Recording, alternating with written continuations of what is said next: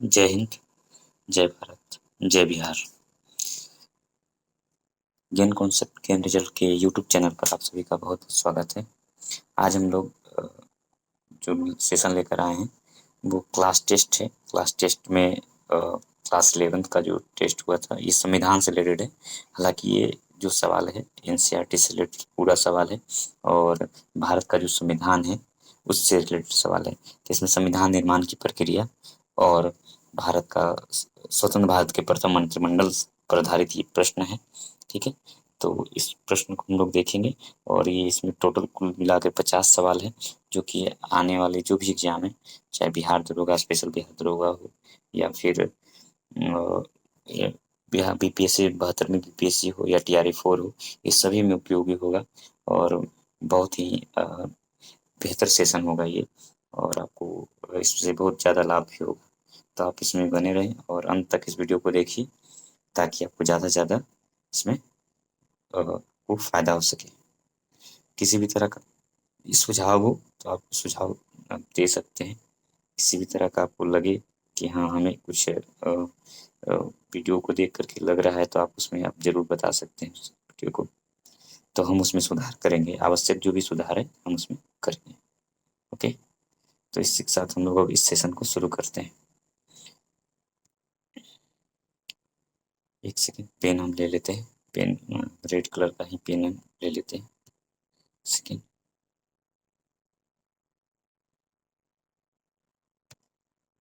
ठीक है।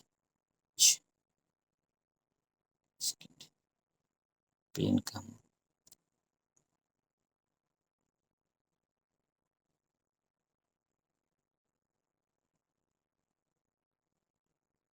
चलिए अब हम लोग सेशन को शुरू करते हैं।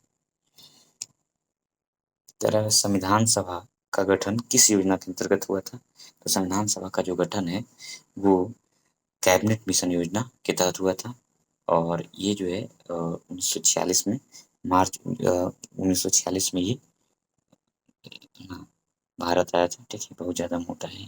एक सेकंड में इसको पतला कर लेते हैं, थोड़ा सा थिकनेस इसका कम कर लेते हैं।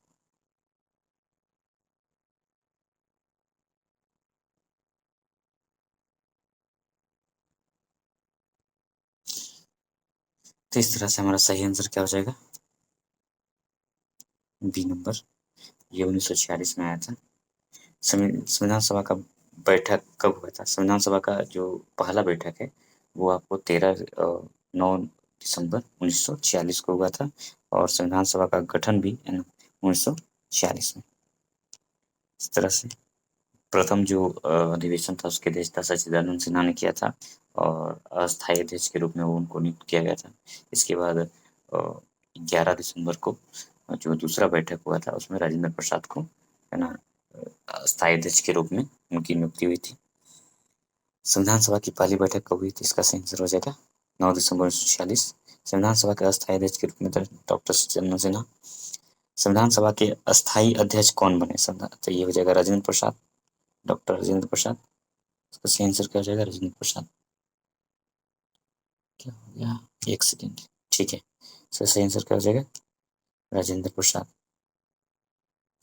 नेक्स्ट, प्रारूप समिति के अध्यक्ष कौन थे? तो प्रारूप समिति इसी को है ना पांडुलेखन समिति भी कहा जाता है, ड्राफ्टिंग कमेटी भी कहा जाता है और इसमें 7 मेंबर थे, 7 सदस्य था और जिसमें अध्यक्ष कौन थे? BR अम्बेडकर। नेक्स्ट, प्रारूप समिति का गठन कब हुआ था? जिसका गठन जो है ये 29 अगस्त 1947 को हुआ था। ठीक है, अपना देश आजाद कब हुआ था? 15 अगस्त 1947 को।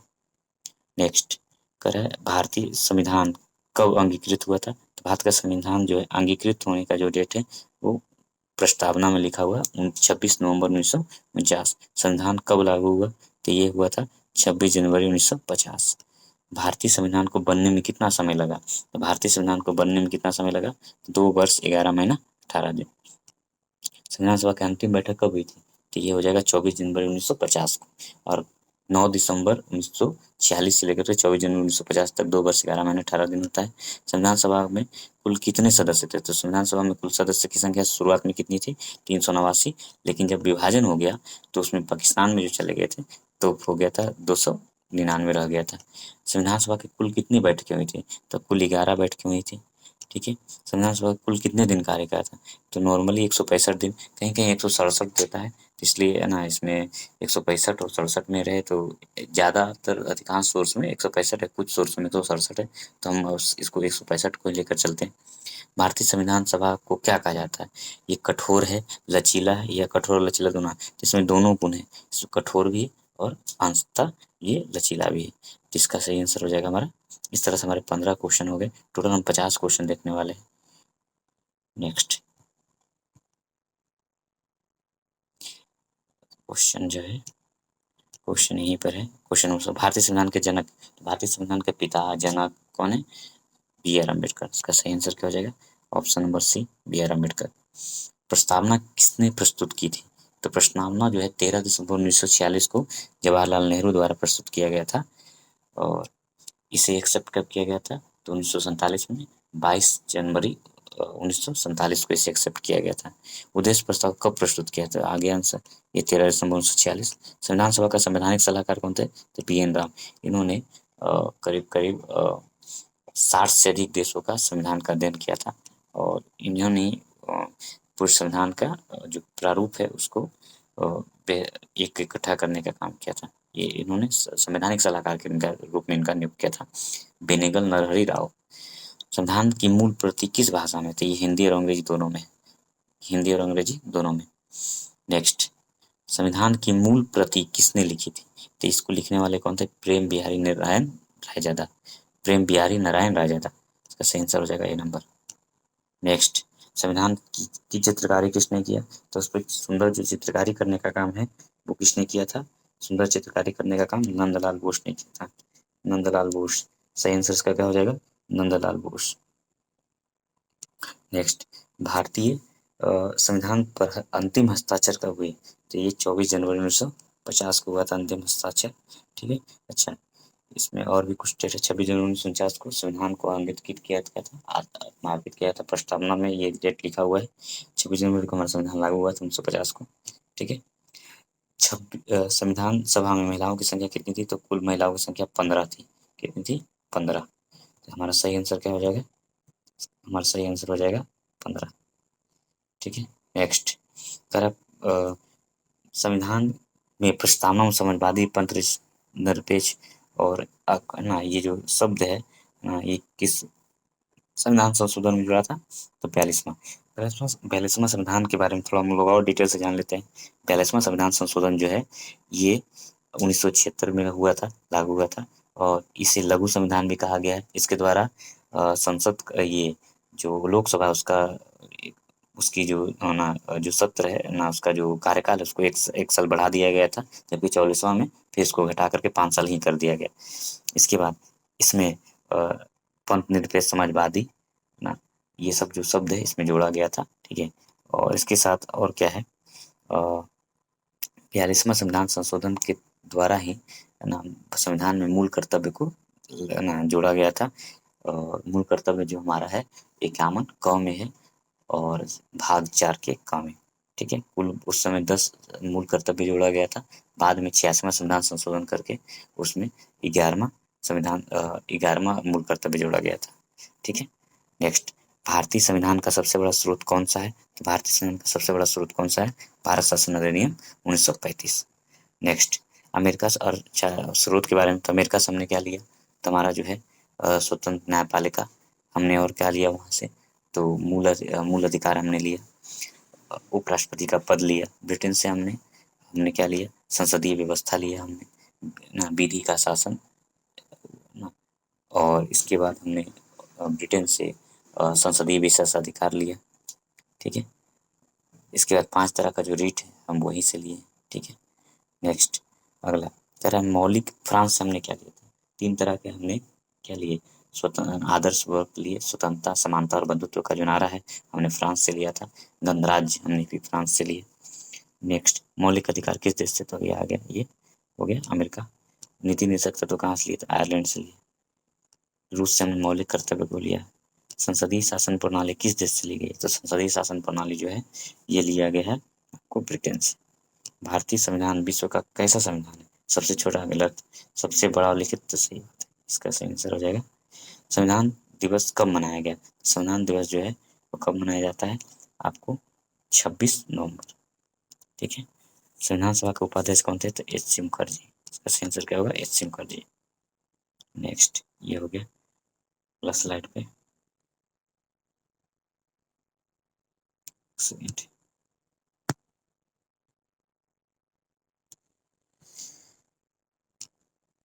राष्ट्रीय ध्वज को संविधान सभा ने कब अपनाया? तो इसका सही आंसर हो जाएगा ए 22 जुलाई 1947। नेक्स्ट कह रहा है राष्ट्रगान को कब अपनाया गया? तो राष्ट्रगान को कब अपनाया गया था? तो ये हो जाएगा 24 जनवरी 1950। राष्ट्रगान राष्ट्रगीत हमारे प्रथम राष्ट्रपति जो मिले वो कब था? 24 जनवरी 1950। संविधान सभा की अंतिम बैठक 24 जनवरी 1950। ये सब याद रखना हम लोग को। तो इसका सही आंसर फिर क्या हो जाएगा? वही वाला सवाल है, राष्ट्रीय गीत वाला। अब स्वतंत्र ना भारत के प्रथम मंत्रिमंडल में चलते हैं। कह रहा है स्वतंत्र भारत के प्रथम प्रधानमंत्री कौन थे? तो इसका सही आंसर क्या हो जाएगा ना? इसका सही आंसर हो जाएगा जवाहरलाल नेहरू। नेक्स्ट स्वतंत्र भारत के प्रथम गृह मंत्री कौन थे? तो इसका सही आंसर हो जाएगा सरदार वल्लभ भाई पटेल। नेक्स्ट प्रथम कानून मंत्री तो भीमराव अम्बेडकर। नेक्स्ट प्रथम शिक्षा मंत्री कौन थे? मौलाना अबुल कलाम आजाद। नेक्स्ट राजेंद्र प्रसाद को उसमें क्या मिला था? कृषि विभाग मिला था। अच्छा रक्षा मंत्री तो बलदेव सिंह। ठीक है। तो अच्छा इसको याद करने के लिए हम लोग बताए थे। ठीक है। इसको ट्रिक था तो ये दो चीज़ तो है, सरदार वल्लभ भाई पटेल और एक जो है ना, इसको याद रखना। ठीक है। अब देखो शिक्षा मंत्री, प्रथम शिक्षा मंत्री याद कैसे रखेंगे? तो ना जब बच्चा है ना बोलना शुरू करता है तो उसको कलम देते हैं। ठीक है। ताकि है ना जब बोलना शुरू कर जाए तो उसको क्या दिया जाता है? कलम। है ना कलाम, कलाम से हो जाएगा कलम। शिक्षा तो कलम से रिलेटेड हो जाएगा। नेक्स्ट बलदेव सिंह तो बल है तब तो रक्षा कर पाएगा, तो बलदेव सिंह हो गया। ठीक है। प्रथम वित्त मंत्री तो प्रथम वित्त मंत्री जो थे हमारे वो हैं सर आर के शनमुखम चेट्टी। स्वतंत्र भारत के बाद पहला जो बजट जारी करने वाले थे यही शनमुखम चेट्टी थे। नेक्स्ट करा प्रथम श्रम मंत्री कौन थे? तो श्रम मंत्री जगजीवन राम थे। कौन थे? जगजीवन राम। नेक्स्ट प्रथम उद्योगपति आपूर्ति मंत्री कौन थे? तो श्यामा प्रसाद मुखर्जी। इसका सही आंसर क्या होगा? श्यामा प्रसाद मुखर्जी। नेक्स्ट प्रथम खाद्य एवं कृषि मंत्री तो ये हो जाएगा राजेंद्र। देखिए ऑप्शन दोनों सही, एक ही दे दिया है इसलिए दोनों हो जाएगा हमारा, दोनों हमारा। ठीक है।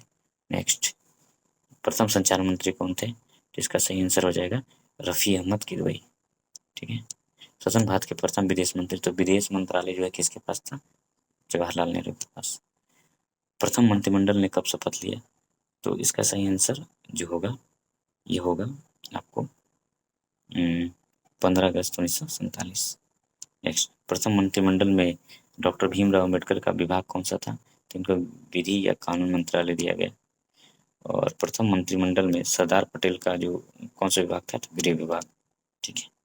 इस तरह से नेक्स्ट और ये अंतिम सवाल, स्वतंत्र भारत के प्रथम मंत्रिमंडल का नेतृत्व किसने तो कौन कर रहा था? नेतृत्व जो है वो जवाहरलाल नेहरू की अध्यक्षता में हुआ था। ठीक है। इस तरह से ये सवाल जो थे बहुत ही मोस्ट इम्पोर्टेंट जो सवाल थे संविधान के, उसे हमने लिया। इसके बाद हम और भी उनको हम और भी करेंगे। ये बहुत सारे एग्जाम के लिए इम्पोर्टेंट है, इसलिए आप चैनल पर जुड़े रहें। चैनल को सब्सक्राइब कर लीजिए, लाइक कीजिए, ज़्यादा से ज़्यादा शेयर कीजिए और कमेंट भी कीजिए, है ना। और आपको ये वीडियो कैसा लगा आप ज़रूर बताएं कमेंट में, ताकि हम और भी ज़्यादा इसमें और सुधार कर सकें और बेहतर कर सकें और आपको ज़्यादा से ज़्यादा लाभ पहुँच सके। ठीक है। ओके। Thank you. जय हिंद।